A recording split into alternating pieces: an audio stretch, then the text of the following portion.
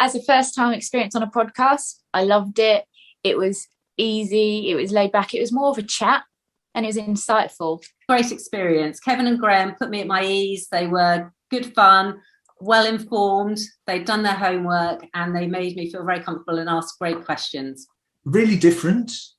I get interviewed quite a bit, and what's really, really nice is that you didn't hold anything back and went straight for the jugular.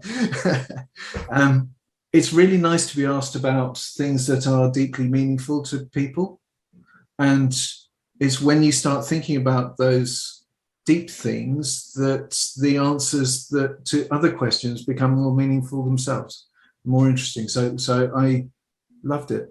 It's been an absolute pleasure to be here. I feel that you have asked me some really deep dive questions, thought-provoking questions that really challenged me at times.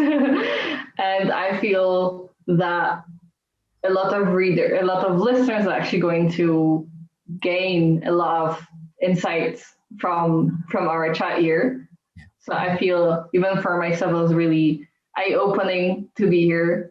It's been a great platform to showcase what we are doing, and hopefully the wider picture, or the wider scope of what we are trying to achieve. And yes, it's a great opportunity. So thank you for that. It's been refreshingly relaxed and just down to earth.